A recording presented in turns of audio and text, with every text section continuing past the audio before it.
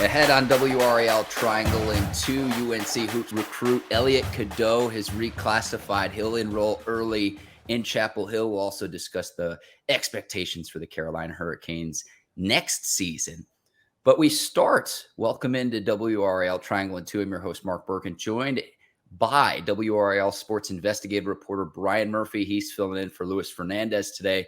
And Murph, I'm happy to have you on here today because we're going to be talking about an issue here that lawmakers are set to take up this week: online sports gambling, something that lawmakers will consider here in the state legislature in Raleigh here just this week. Welcome in. Thanks for having me. Glad to be here. And you're All right. Yes, sports gambling is going to be in the news here all week. So what is happening this week? Yeah, I think we're going to see Senate passage this week. A couple Senate committees are going to consider this early in the week. And then later in the week, the Senate will have 2 days of voting on sports gambling. We've seen lots and lots of changes to the bill. I think we'll see a few more changes to the bill before it gets through this process. But when it's all said and done, I think that the Senate will vote for it, and then it'll go over to the House.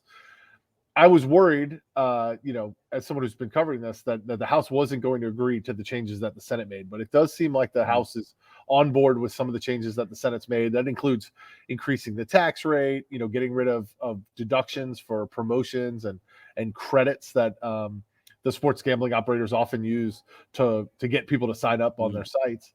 I mean, I think one of the other big changes is that you will be allowed to do in-person cash betting. Previously, there were these sports lounges, and that's what I referred to them as, because you could go and watch television, but you'd have to bet on your phone. Now you'll be able to actually go to PNC Arena when they create a sports book and bet with cash on the game that you're watching. And I think that will bring in a lot of casual bettors who are going to the Hurricanes game and want to put a little bit of money down, but don't want to download an app, fund it with their credit card. What is this? I don't really know what I'm talking about. But if you just go to the window and you say, hey, I want to put $20 on the Hurricanes, that's easy enough. So when this comes to fruition, assuming it goes through, Murph, when they talk about the number of licenses that the state will distribute, would that be considered to say, okay, PNC would have one of those 12 licenses? Could you explain how that works?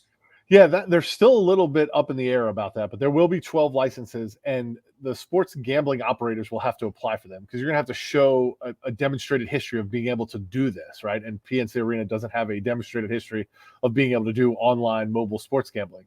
However, there are criteria in the application and criteria in the process that the Lottery Commission has to evaluate that talks about your partner in a place of public accommodation. That's what they're calling sportsbooks, a place of public accommodation.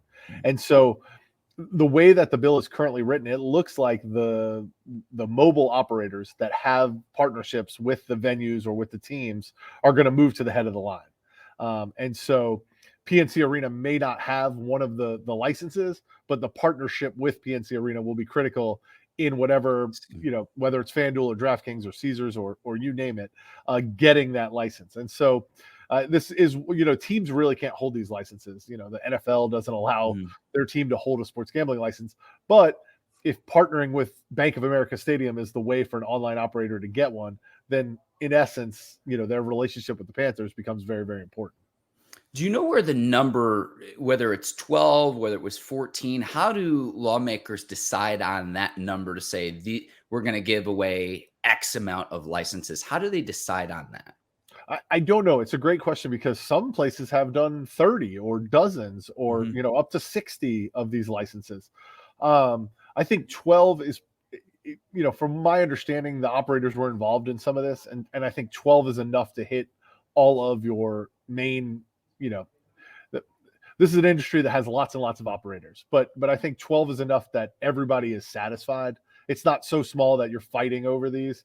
It's not so large that the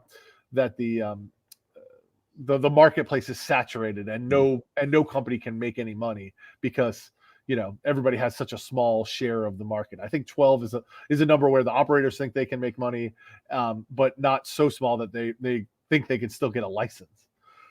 Yeah, and one thing I want to point out to anyone listening or watching this right now, if this does in fact become a law, January 8th would be the effective date. So there's going to be a lot of people who are in for a rude awakening where New Year's Day, Murph, where you've got the Rose Bowl and you've got all these great college football playoff. You get the CFP in college football. You've got a lot of great late season NFL regular season action.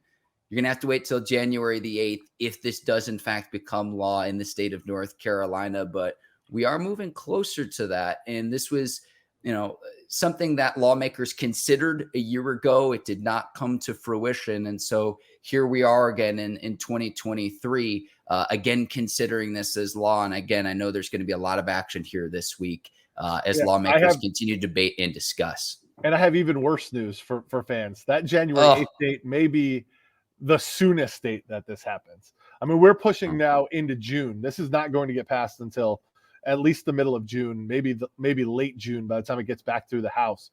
My understanding is that the bill may be tweaked slightly to say that they would have up to a year from passage of this bill in order to get sports gambling up and running. I know they're going to push for it as soon as possible, and I think January 8th will still be the earliest date that it could happen.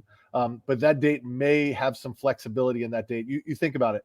We just talked about 12 licenses. All these people have to apply. All these companies will have to create partnerships with Charlotte Motor Speedway and Bank of America Stadium and PNC Arena and you name it, and all the teams.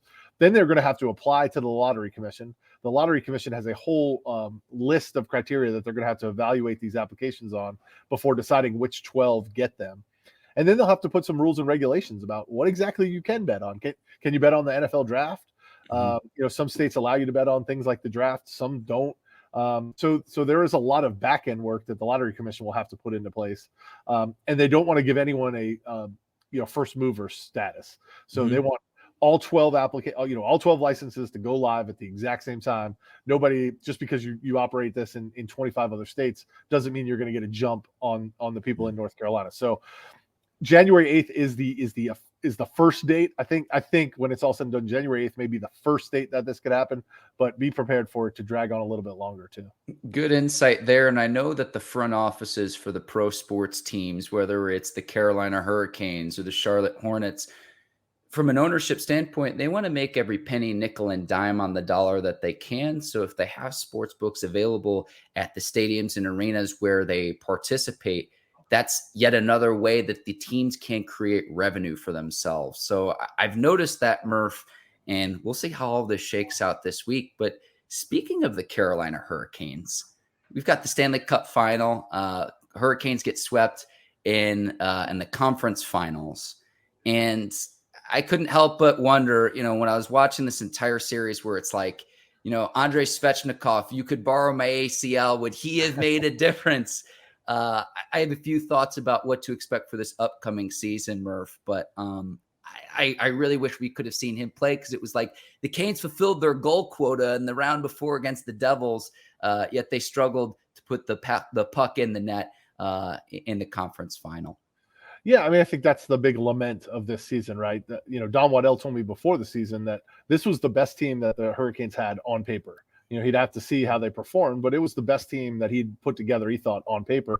And they never really got to see that team. Pacioretty gets hurt, misses most of the beginning of the season, comes back, gets hurt again, and is out for the rest of the year. Obviously, Svechnikov not being available for the stretch run in the playoffs, is something that I think is a big what if. They finished with the second best record in the league, the second most points, and Boston got knocked out. It really felt like the path was there. They were the favorites to win the Stanley Cup entering the Eastern Conference Final.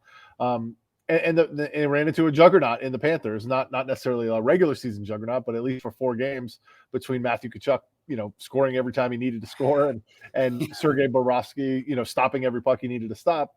That happens in hockey sometimes. But I think the big question for the Hurricanes is, do you need to go out and get someone like a Matthew Tkachuk? Obviously, he's not going to be available, but a difference maker, or do you have enough difference makers on your roster if everybody's healthy?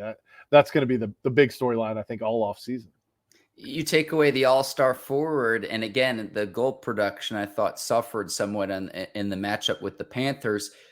I'm going to go from the other side, though.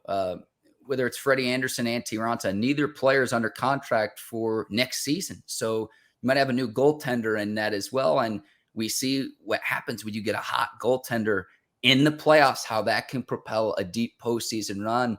And whether it was luck, whether it was skill, Sergei Bobrovsky for the Florida Panthers. There, I did it. I knew I was going to do it. for the Florida Panthers, I really thought was the difference in the series. Yeah, and he's been the best goaltender in the NHL 2 times. I mean, 2 times he's been awarded, the Vezina Trophy for the best goaltender in the league. Now that was a while ago, but he certainly has that in him. And I did not think goaltending was the Hurricanes' problem in this series. I mean, these were all 1-goal games. That they weren't letting in a ton of soft goals or anything like that.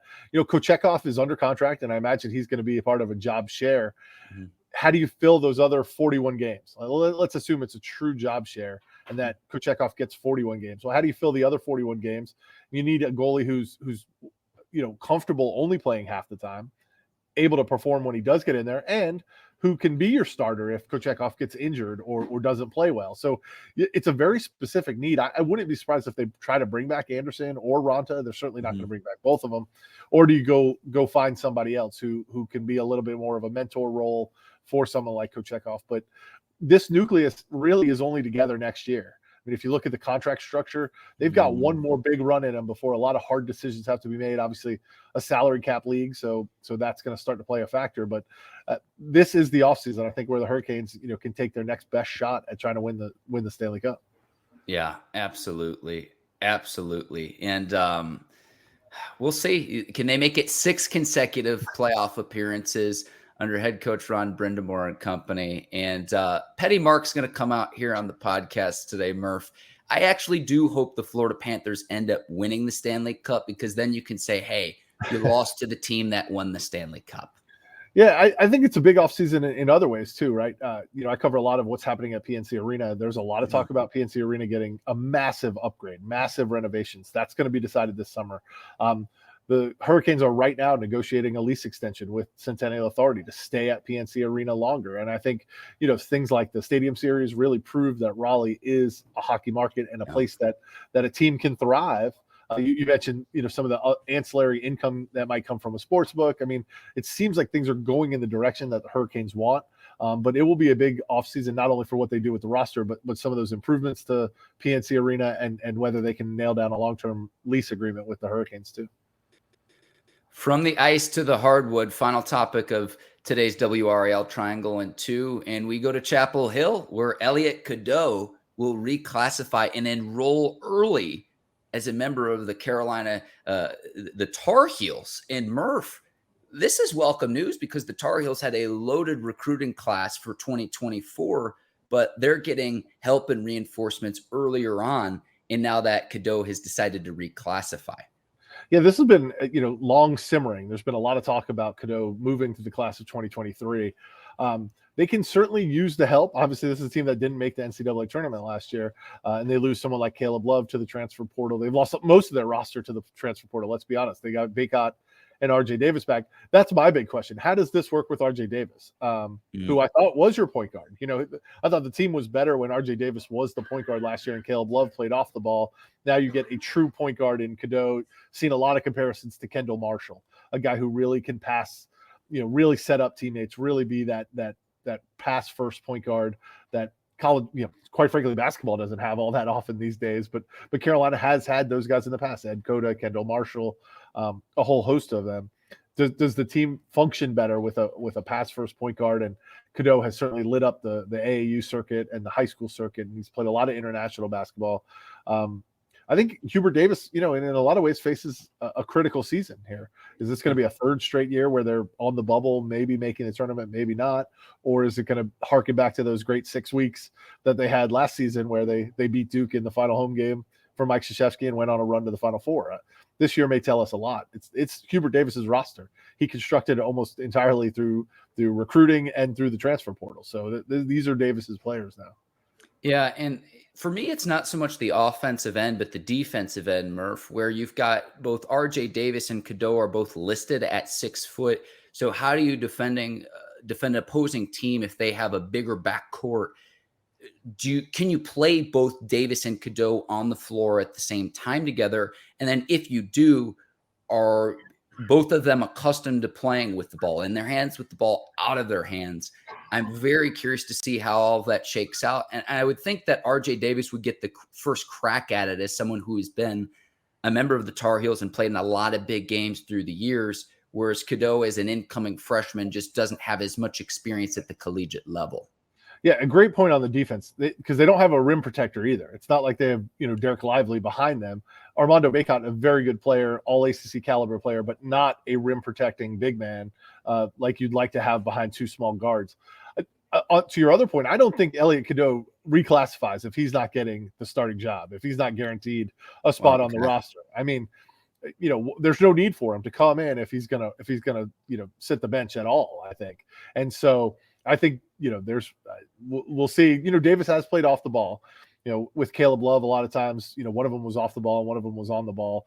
Mm-hmm. Love was a little bigger, though, to your defensive point. One of these guys is going to have to guard a shooting guard who's probably going to be 6'3", 6'4", and how does that work? But I don't think Elliot Cadeau is coming to sit on the bench behind R.J. Davis. Mm-hmm. I assume that he's coming to both play at the same time as R.J. Davis. All right. And Caleb Love is still out there in the transfer portal right now. So it's like, I don't expect him to be back in Chapel Hill, but I am very curious to see where he winds up as well as we move closer and closer to where it's like we're going to be in the summer months. The longer this goes on, Murph, the more and more I'm just going to speculate about all of this. Arizona has seemed to be a front runner for his services, and we'll see if he ends up there. I think it's been an interesting offseason for all three triangle teams in the ACC. Duke is going to be the preseason number one. I mean, they got pretty much everybody that could come back is coming back. Filipowski, Proctor, Jeremy Roach, Mitchell. Combine it with another great recruiting class. They're going to be in the role of North Carolina was last year, preseason number one. Can they live up to it? And I think NC State fans will think that they had a great offseason as well with the transfer portal. So a lot of excitement, I think, around all three teams at this point. Absolutely. Brian Murphy, do you have anything that you need to plug this week for your coverage? You are fantastic. I would encourage any listeners and viewers to go look at his work, consume his work, read his work, because it'll tell you what's going to happen before it happens. But anything you want to plug here before we go? Well, I appreciate that. I think the sports betting thing, I'll be covering that all week, and we'll get a good sense by the end of the week if this is going to pass. And I know it's probably the primary question I get. When are we going to get sports gambling? When are we going to get sports gambling? And again, as you pointed out, not till January, but this may be the week that it really falls into place as they sprint to the finish line. Murph, I appreciate your time. I'll go ahead and sign off for the both of us. For Brian Murphy, I'm Mark Bergin. Thank you so much for taking the time to listen and watch WRAL Triangle 1 2. We'll see you next time. Until then, take care, and so long, everybody.